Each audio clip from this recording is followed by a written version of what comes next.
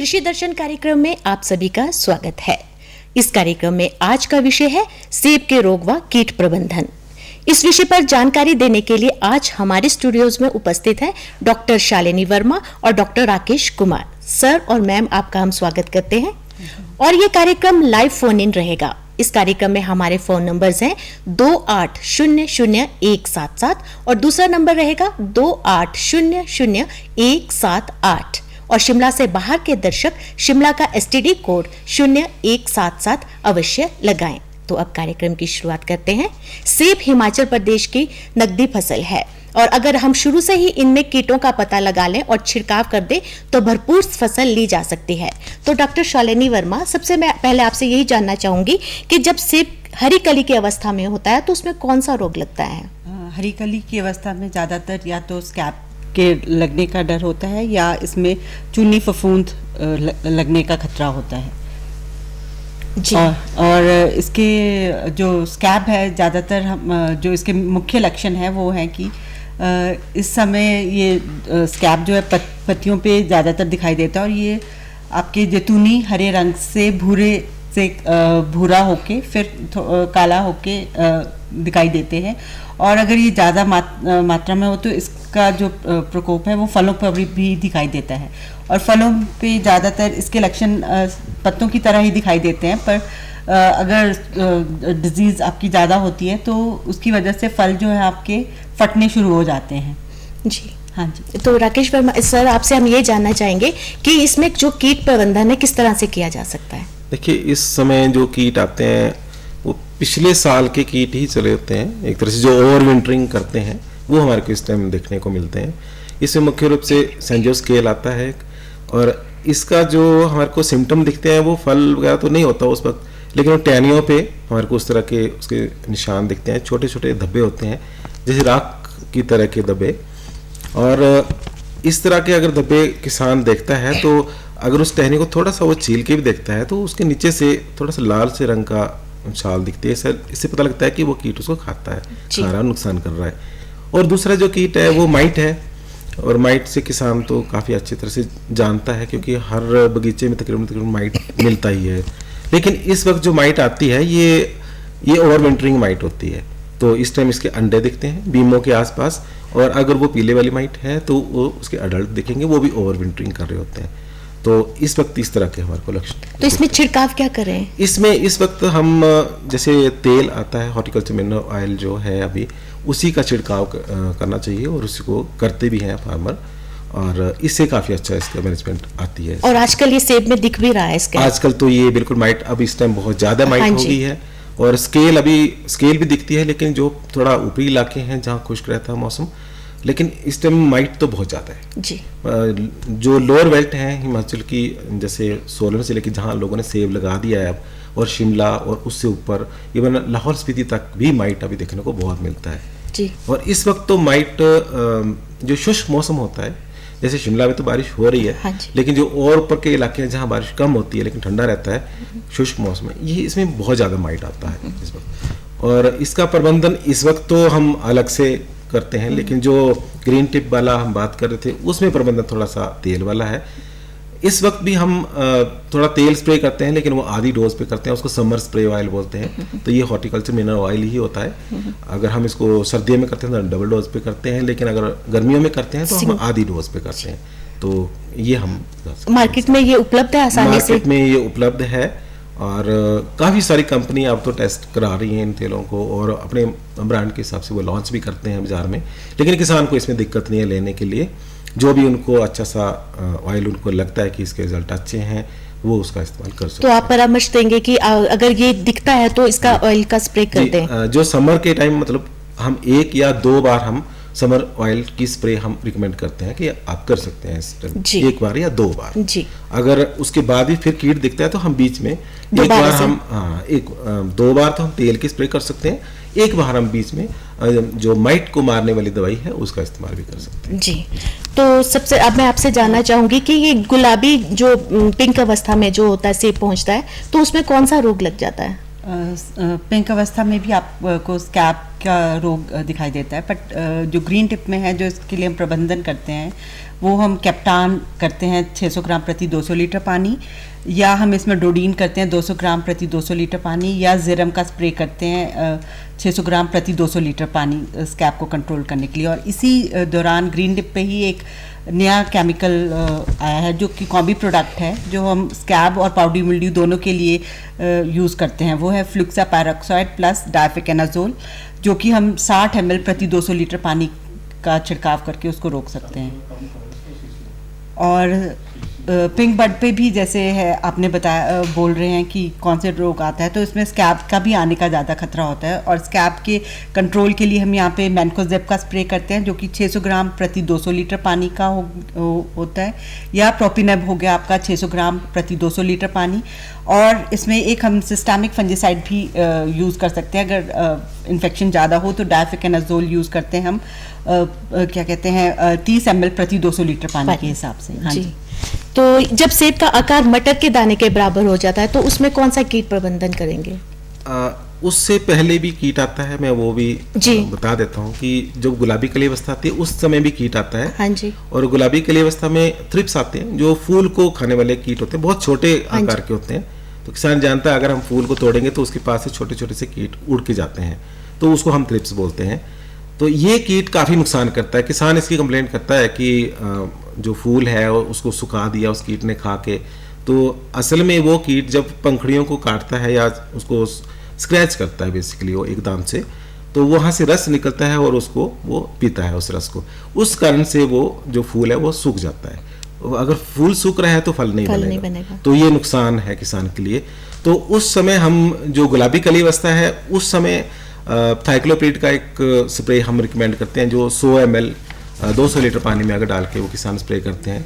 और ये उद्यान विभाग से भी मिलता है किसानों को, सब्सिडीज़ में भी मिलता था पहले, लेकिन अब तो सब्सिडी शायद गवर्नमेंट ऑनलाइन जो अकाउंट्स हैं उनके थ्रू करने वाली हैं, लेकिन फिर भी उद्यान विभाग से भी मिलता है और बाज़ार में भी मिलता है ये केमिकल। और गुलाबी कली अवस्था में किसान केवल कंफ्यूज करते हैं कि वो सोचते हैं जब बगीचे में अच्छे से गुलाबी से फूल निकलना शुरू हो गए या कलियां ज़्यादा बन गई हैं तो वो सोचता है कि ये गुलाबी कली अवस्था है।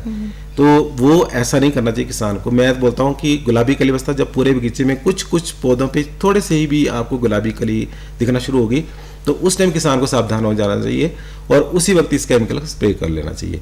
तो ये जब फूल खुलेगा उस वक्त हम कभी बोलते ही नहीं है कि स्प्रे करो, उसमें बिल्कुल मना होता है, स्प्रे नहीं करना है, क्योंकि उस टाइम मधुमक्खियाँ आती हैं, वो परागण का कार्य करते हैं। तो उससे पहले ही हमारे को ये स्प्रे करना होता है और उससे पहले ही उस कीट का मार के प्रबंधन हमने कर लेना होता है। तो उसके आगे जब पंखुड़ी पात होता है, जब फ्रूट सेटिंग हो जाती है, फिर थोड़ा सा मटर का दाना बनता है, तो उस वक्त माइट भी जो पहले बच गया होगा माइट थोड़ा सा रह जाता है, जैसे हम स्प्रे करते हैं थोड़ा सा उसमें छूट जाता है, केवल बच जाता है, बीमों के नीचे बैठा होता है या कहीं वो क्रैक्स पड़े होते हैं उनमें छुपा होता है। अगर वो उस टाइम निकलना शुरू हो जाता है तो दोबारा से हमारे को फिर माइट का प्रबंधन करना चाहिए एक बार। अगर वैसे किसानों को इस टाइम ज़्यादा पता लगता है कि अब माइट आ रही है, थोड़ा सा वो समझना शुरू करता है कि इस टाइम माइट का टाइम है, तो जैसे पंखुड़ी पात होता है उसको एक बार स्पेरोमेसिफेन का जो 60 ml के घोल 200 लीटर पानी में डाल के एक बार स्प्रे कर लेना चाहिए। तो उस टाइम अगर अर्ली समय में मतलब जल्दी हम इसका प्रबंधन करते हैं तो आने वाले टाइम में हमारे को कम स्प्रे करनी पड़ती है। ये हमने करके भी देखा है, वैसे कुछ जैसे कुछ हाई हिल्स में किन्नौर में हमने देखा था, खुद करके देखा था। तो अगर हम थोड़ा जल्दी स्प्रे कर लेते हैं एक केमिकल का जो मैंने बताया अभी, तो आगे आने वाले 2-3 महीनों तक काफ़ी फार्मर को जरूरत नहीं पड़ती है कि हम दोबारा स्प्रे करें। तो कम अगर दवाई में हम किसी कीट का प्रबंधन कर सकते हैं तो ज़्यादा अच्छा हमारे लिए। जी, तो फल का जो विकास होता है, शुरू हो रहा है, तो उसमें कौन सा रोग लगता है? इससे पहले मैं आपको बताना चाहूँगी, जैसे पेटल फॉल और पी स्टेज पे जो हाँ जी मटर के दाने जितने आकार के स्टेज पे जो 2 बीमारियां ज़्यादातर देखी जा सकती हैं, वो है आपकी स्कैब और पाउडरी मिल्ड्यू। और कभी कभी आपको ऑल्टरनेरिया लीफ स्पॉट भी इस टाइम दिखाई देना शुरू हो जाता है। तो स्कैब के कंट्रोल के लिए यहाँ पे इस स्टेज पे मोस्टली या तो सिस्टमिक फंजीसाइड्स यूज़ होते हैं या कॉम्बी प्रोडक्ट्स यूज़ होते हैं। तो सिस्टमिक फंजीसाइड्स में मेनली हम यूज़ करते हैं कार्बेंडाजिम, जो कि आपका 100 ग्राम प्रति 200 लीटर पानी के हिसाब से हम स्प्रे कर सकते हैं, या इसमें हम थायोफेनाइट मिथाइल भी यूज़ कर सकते हैं, जो कि 100 ग्राम प्रति 200 लीटर पानी के उसका स्प्रे कर सकते हैं, या इसमें हम हेक्साकोनाजोल है 100 ग्राम प्रति 200 लीटर पानी के हिसाब से स्प्रे कर सकते हैं। और इसमें 2 और सिस्टेमिक फंजीसाइड हैं, जैसे माइकोब्यूटानिल है वो 80 ग्राम प्रति 200 लीटर पानी हो गया, या फ्लूजिलाजोल हो गया जो कि 50 ग्राम प्रति 200 लीटर पानी। ये वाले सारे हम स्कैब के लिए यूज़ कर सकते हैं। और इसी तरह से हम पाउडरी मिल्ड्यू के लिए यहाँ पे जो मेनली शेड्यूल में डाला गया है, स्प्रे शेड्यूल में डाले गए हैं, वो हैं कॉम्बी प्रोडक्ट्स। तो इन कॉम्बी प्रोडक्ट्स में आपका टेबिकोनाजोल प्लस ट्राइफ्लॉक्सीस्ट्रोबिन है जो कि 80 ग्राम प्रति 200 लीटर पानी के हिसाब से हम यूज़ कर सकते हैं, या टेबिकोनाजोल प्लस कैप्टान है जो कि हम 500 ml प्रति 200 लीटर पानी के हिसाब से स्प्रे कर सकते हैं। और इसमें बाकी 2 नए कॉम्बी प्रोडक्ट्स भी इन्वॉल्व हुए हैं जो अभी स्प्रे शेड्यूल में डले हैं। वो है आपका बॉस्कालिड प्लस पायराक्लोस्ट्रोबिन जो कि आप 50 ग्राम प्रति 200 लीटर पानी के हिसाब से यूज़ कर सकते हो, या मेट्रोफेनॉन है जो कि 20 ml प्रति 200 लीटर पानी के हिसाब से यूज़ कर सकते हैं पाउडरी मिल्ड्यू के रोकथाम के लिए। और अगर आपके बगीचे में स्कैब और पाउडरी मिल्ड्यू दोनों इकट्ठे दिखते हैं तो इसके लिए एक कॉम्बी प्रोडक्ट है जो कि कार्बेंडाजिम प्लस मैनकोजेब है जो कि जिसका स्प्रे हम करते हैं 500 ग्राम प्रति 200 लीटर के हिसाब से।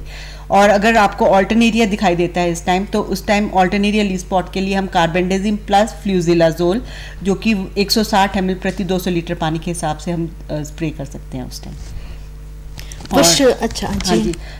फिर आपने पूछा कि फल बढ़ोतरी के टाइम भी आपको मेनली जो 3 बीमारियां नज़र आती हैं, वो एक स्कैब आता है, एक आपको इसमें प्रीमेच्योर लीफ फॉल जिसे हम मार्सोनिना ब्लॉच भी बोलते हैं, और ऑल्टरनेरिया लीफ स्पॉट। ये 3 बीमारियां आपको फल बढ़ोतरी के टाइम जो पहले उसमें दिखाई देती हैं। जी हाँ जी। तो ये वर्षा ऋतु में सफ़ेद जड़ गलन रोग भी लग जाता है, तो उसकी रोकथाम के लिए क्या किया जाए? वर्षा ऋतु में जैसे जब सफ़ेद जड़ सड़न रोग लगता है, तो इसके लिए मेन ये है कि हमें जब बारिशें शुरू होने से पहले ही ड्रेंचिंग शुरू कर देनी चाहिए। और ड्रेंचिंग हम ज़्यादातर इसमें हम करते हैं कार्बेंडाजिम की जो कि 200 ग्राम प्रति 200 लीटर के हिसाब से हमें ड्रेंचिंग करनी चाहिए, या हम इसमें एक और कॉम्बी प्रोडक्ट है जिसमें यूरोफंजिन 100 ग्राम प्रति कॉपर के साथ साथ ही कॉपर सल्फेट जो कि 100 ग्राम प्रति 200 लीटर के हिसाब से हमें ड्रेंचिंग करनी चाहिए। और ये इस ड्रेंचिंग का जो इंटरवल है हमें 15 से 20 दिन का रखना चाहिए, पर अगर बारिशें जल्दी हो रही हैं तो 15 दिन का अंतराल काफ़ी है इसके लिए जी। और ये तो एक है, बट इसमें मेन है कि वाइट रूट रॉट या कॉलर रॉट के लिए हम जो मेन करते हैं कि तने के आसपास पानी इकट्ठे नहीं होना चाहिए, और जो हमारा बगीचा है उसमें उचित निकासी का प्रबंध होना चाहिए, ताकि वहाँ पे पानी जितना इकट्ठा होगा उतनी ये दोनों बीमारियां बढ़ने के चांसेस बढ़ जाते हैं। तो बागवानों को एक ही कीटनाशक का छिड़काव नहीं करना चाहिए, उसको बदल बदल कर कीटनाशकों का छिड़काव करना चाहिए, तो इस बारे में आप क्या कहना चाहेंगे? जी बिल्कुल सही बोला आपने। एक ही कीटनाशक को बार बार इस्तेमाल करेंगे तो हम जानते हैं कि कीटों में उस कीटनाशक के प्रति एक रोधक क्षमता आ जाती है। तो जैसे हम दवाई खाते हैं कभी और एक एंटीबायोटिक खाते हैं, तो उस एंटीबायोटिक को हम बार बार इस्तेमाल करेंगे तो हमारा जुकाम अगली बार ठीक नहीं होगा।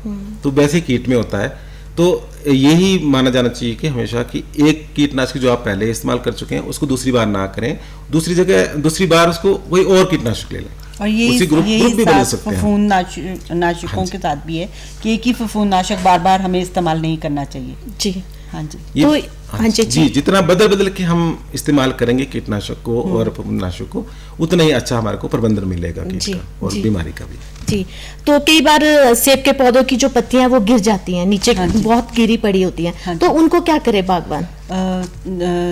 जब तो सीज़न ख़त्म हो जाता है, जब पत्तियां आपको दिख जाती हैं कि काफ़ी मतलब गिर चुकी हैं, झड़ चुकी हैं, तो उस टाइम हमें 5% यूरिया का स्प्रे करना चाहिए। ये 5% स्प्रे करके इससे क्या होता है कि जो जितने भी आपके पत्तों के रोग हैं, जैसे कि आपका स्कैब हो गया, मार्सोनिना लीफ ब्लॉच हो गया, या क्या कहते हैं ऑल्टरनेरिया लीफ स्पॉट है, इन सबको जो जब आपने यूरिया स्प्रे कर दिया तो उसके जो फफूंद है वो जल्दी सड़ जाएंगे और अगले साल के लिए, अगले सीजन के लिए वो कम मतलब बचेंगे नहीं जी। और अगर बचेंगे तो मतलब कम से कम उनकी वो मतलब इन्फेक्शन होगी नेक्स्ट ईयर तक जी। डॉक्टर राकेश, आप बताएं कि फल तोड़ने से 20-25 दिन पहले तो उस पे कौन सा रोग आ जाता है या कौन सा कीट या आक्रमण करता है और उसका छिड़काव कौन सा करें हम? फल तुड़ान से अगर 20-25 दिन हम पहले देखते हैं तो माइट का फिर से हमारे को अटैक दिखता ही है। उसमें किसान देखता है कि उसमें माइट अभी आ रही है कि या लगी है, और प्रबंधन करने के बावजूद भी कई बार वो छूट जाता है।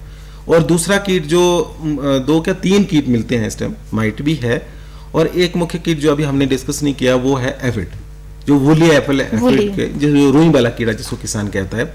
और कुछ किसान इसको कंफ्यूज भी करते हैं कि ये रुई वाली बीमारी लगी है। इनफैक्ट वो बीमारी तो नहीं है, वो है तो कीट ही है। रुई हटा के देखेंगे तो उसके नीचे कीट उसका रस पी रहा होता है। वो काफ़ी पहले से लग जाता है, वैसे जून के मंथ से ही लगना शुरू हो जाता है और आगे फैलता जाता है वो। तो इन बिटवीन हम जैसे बात करते हैं कि जून में या जुलाई में हमारे को इस कीट का एफिड का भी प्रबंधन करना होता है। तो अगर हमने उस टाइम प्रबंधन किया हो तो आगे नहीं मिलेगा। तो 20-25 दिन जैसे आपने पूछा कि उससे पहले हमने कोई ऐसा कौन सा स्प्रे करना चाहिए, तो उसमें एक हमारे को माइट के प्रबंधन करना चाहिए और एक वूली एफिड का प्रबंधन करना चाहिए, और एक अगर सेंजोस्केल के अगर दाग दिखते हैं, फल के ऊपर आ जाते हैं इस टाइम दाग, तो मैं आपको थोड़ा सा मैं एक्सप्लेन करके बता देता हूँ कि किसान को वो समझ आ जाएगा अच्छे से। तो माइट का प्रबंधन तो जैसे मैंने पहले बताया था वैसे भी कर सकते हैं, और दवाइयाँ उसके लिए और भी हैं। जैसे पहले स्टार्टिंग में बहुत पहले तो हमने बोला था कि स्पेरोमेसिफेन का कर सकते हैं, उसके बाद हेक्सीथाइजोक्स का भी स्प्रे कर सकते हैं इन बिटवीन जब भी किसान को लगे कि माइट आ रही है, या फिर उसमें प्रोपेगेट आता है उसकी भी स्प्रे कर सकते हैं वो। लेकिन वूली एफिड के लिए अभी तक जो हम ये मानते हैं कि जो मेलाथियोन हमारे पास अभी है वो स्प्रे कर सकता है किसान उसको 200 ml प्रति 200 लीटर पानी में डाल के, क्योंकि वो फल की अवस्था में है। अगर फल तुड़ान के बाद वूली एफिड का मैनेजमेंट करना है फिर हम क्लोरपाइरिफॉस की रिकमेंडेशन देते हैं कि क्लोरपाइरिफॉस का इस्तेमाल करें। लेकिन जब फल लगा हो तो हमारे को थोड़ा वीक पेस्टिसाइड मतलब यूज करना चाहिए जो हमारे को सेहत को नुकसान ना करे। तो जैसे साथ में सेंजोस्केल का है, तो सेंजोस्केल इस टाइम तक जो पहले मैंने बताया था कि हरिकली अवस्था में कि वो टहनियों पे होगा, फिर धीरे धीरे वो जून तक ऑलमोस्ट टहनियों पे ही आता है, और मई के आसपास सेंजोस्केल के जो बच्चे हैं वो चलना शुरू होते हैं टहनियों पे, उसको हम क्रॉलर बोलते हैं। तो वो एक ऐसा टाइम है जब किसान सेंजोस्केल को बहुत अच्छी तरह से मैनेज कर सकता है। तो वो मई और मई के आखिर में या जून के शुरुआत में, तो उसमें जब क्रॉलर चलना शुरू होते हैं तो हम उनको पहचान भी सकते हैं। कोई एक स्टिकी सा टेप लेके उस पर थोड़ा सा लगा के किसी टहनी पे अगर हम उल्टा करके देखेंगे उसको तो उस पर चिपके हुए छोटे छोटे कीट देखेंगे पीले रंग के, दैट मीन्स कि वो चल रहे हैं, तो हम उनको पहचान कर सकते हैं कि आते हैं। और जो किसान हमेशा वैसे हर वर्ष काम करता है अपने बगीचे में, उसको पता होता है कि मेरे बगीचे में इस समय ये कीट आने वाला है या पिछले साल भी आया था, तो उसको अपना पुराना एक्सपीरियंस भी काम आएगा उसमें। तो अगर वो सेंजोस्केल दिखती है तो भी हम उसका रोग प्रबंधन उसका कीट का प्रबंधन कर सकते हैं। जैसे ऑक्सीडामेटोन मिथाइल है, उस टाइम हम स्प्रे कर सकते हैं उसको, और विभाग से भी मिलता है ये आसानी से सब्सिडी पे मिलता है, तो उसको अगर स्प्रे करते हैं तो वो दोनों का प्रबंधन करता है। जो वूली एफिड का है, अगर हम जैसे फल तुड़ान से पहले उसका प्रबंधन नहीं करते हैं तो वूली एफिड एक तो टहनियों पे पूरे रुई बना देता है, प्लस वो अब फल में भी जाने वाला है। फल के साथ जहाँ टहनी से फल जुड़ा होता है वहाँ भी बैठ के वो उसको खूब सारा खराब करता है, तो वो फल फिर हम बाजार नहीं बेच सकते। और अगर सेंजोस्केल के भी दाग उसमें लाल लाल से चकते वाले दाग दिख रहे हैं तो वो फल भी हम बाजार नहीं बेच सकते। तो इसलिए मेरे ख्याल इनका प्रबंधन तो हमारे को करना ही पड़ेगा। तो बागवान पाउडरी मिलीट्यू और वूली एफिड में कैसे पता लगेगा कि पाउडरी मिलीट्यू है या वूली एफिड है? पाउडरी मिल्ड्यू जैसे डॉक्टर ने बताया कि वो पत्तों पे निशान छोड़ता, पत्तों पे आटा सा दिखेगा, लेकिन जो ज्यादातर जब नई कलियां निकल रही होती हैं उस पे पाउडरी मिल्ड्यू आपको दिखता है, उसमें हम दूर से ग्रोथ्स पे जल्दी दिखता है जी। हाँ जी। अगर हम वूली एफिड को देखेंगे दूर से तो वो रुई टहनियों के ऊपर दिखेगी, उसका पत्तों पे कोई काम नहीं होता है, वो टहनियों के ऊपर ही बैठा होगा, बीमों के आसपास बैठा होगा। पहले शुरुआत में कम बैठते हैं, 1 2 4 बैठेंगे, वो खाना शुरू करते हैं, रस चूसते हैं टहनियों से, फिर उनके और आगे प्रोजनी होगी, बच्चे होंगे। इसके केस में कॉटनी ग्रोथ होती है और पाउडरी मिल्ड्यू में पाउडर की ग्रोथ होती है, ये मेन डिफरेंस जी। वो मेन वही रुई वाला हमारे को निशान दिखते हैं, दूर से देखेंगे तो रुई की तरह लगेगा। जी जी। और फल तोड़ने के बाद कौन सा छिड़काव करे बागवान? फल तोड़ने के बाद हमारे को मुख्य रूप से वूली एफिड का ही मैनेजमेंट करना होता है, और उसको जब हम क्लोरपाइरिफॉस हम स्प्रे करते हैं तो उससे वूली एफिड अच्छे से मैनेज होता है। लेकिन जो फ्रूट साइंस के न्यूट्रिशन के लोग हैं वो ये भी रिकमेंड करते हैं कि हमारे को यूरिया करना चाहिए, क्योंकि पौधा एग्जॉस्ट हो जाता है फल देने के बाद, तो एक बार यूरिया का भी स्प्रे करते हैं। यूरिया का मेन स्प्रे तो हम इसके लिए मतलब फोलियर डिजीजेस के लिए foliar करते के हैं, जो जितनी फोलियर डिजीजेस होती हैं उसको मतलब वो जल्दी मारने के लिए 5% यूरिया का स्प्रे करते हैं। और सबसे बड़ी बात यह है कि जब भी फल थोड़ान हो जाए तो मेन है कि 24 घंटे के अंदर अंदर हमें कॉपर ऑक्सीक्लोराइड का स्प्रे करना चाहिए, जो कि 600 ग्राम प्रति 200 लीटर पानी है। उससे क्या होता है कि जब हमने फल तोड़ दिया तो उसमें वो घाव बन जाते हैं, जिसकी वजह से कैंकर के फफूंद जल्दी एंटर कर जाते हैं। तो उसको बचाने के लिए हम ये रिकमेंड करते हैं कि कॉपर सल्फेट का स्प्रे 24 घंटे के अंदर अंदर फल तोड़ान के बाद हो जाना चाहिए। जी हाँ जी। तो सेब के जो पत्तियां हैं वो कई बार बोलते हैं कि जला दो, तो आप क्या कहेंगे, जलाना चाहिए उन्हें या कंपोस्ट के रूप में यूज करना चाहिए? बिल्कुल, सेब की पत्तियों को कभी जलाना नहीं चाहिए, मैं तो ये मानता हूँ। उनको कंपोस्ट बनानी चाहिए ताकि वो खाद के रूप में हम अपने बगीचे में दोबारा से इस्तेमाल कर सकें उनको। और जैसे डॉक्टर साहब ने बताया कि जो स्कैब के लिए हम जब पत्तियों को गलाने के लिए हम यूरिया की स्प्रे करते हैं तो वो भी इटसेल्फ कंपोस्ट ही बनाता है जी। तो उन पत्तियों को हम दोबारा बगीचे में इस्तेमाल कर सकते हैं। एक बार हम अपने फोन नंबर्स फिर बता देते हैं। आज के फोन नंबर्स हैं 28000177 और 28000178। तो आप फोन कीजिए और अपने प्रश्नों के उत्तर जानिए। तो ये तो आपने बताया कि अगर हम सेब में कीट प्रबंधन अच्छे से कर लें तो भरपूर फसल ली जा सकती है। तो सेब सारणी जो आपने बनाई है कि कौन कौन सा छिड़काव कौन कौन से समय में करें, तो ये बताइए प्लीज। देखिए, जैसे हम सबसे पहले हम हाफ इंच कली स्टेज की बात करते हैं, तो उस टाइम जो कीट सेंजोस्केल आता है और माइट आता है तो उसके लिए हम तेल की स्प्रे करते हैं, जो कि 4 लीटर प्रति 200 लीटर पानी के हिसाब से होता है। फिर गुलाबी खली अवस्था आती है तो उसमें थ्रिप्स का अटैक होता है तो हम थाइक्लोप्रिड की स्प्रे रिकमेंड करते हैं। देन पेटल फॉल आता है, जब पंखुड़ियाँ गिरती हैं और फल बनना शुरू होता है, शुरुआत अवस्था होती है, तो उसमें माइट भी आती है, सेंजोस्केल भी आता है और एफिड भी आता है थोड़ा। तो अगर माइट आती है तो मैंने बताया था कि आप स्पेरोमेसिफेन का शुरुआत में स्प्रे करना चाहिए। स्पेरोमेसिफेन को थोड़ा आगे ना स्प्रे करें क्योंकि आगे और स्ट्रॉन्ग केमिकल हमारे को चाहिए होता है, तो पहले स्पेरोमेसिफेन का जैसे शेड्यूल में लिखा है वैसे ही करना चाहिए। और अगर सेंजोस्केल आती है तो उसी टाइम हम ऑक्सीडाइमेथोन मेथाइल का इस्तेमाल कर सकते हैं, जो कि 200 ml प्रति 200 लीटर पानी के हिसाब से।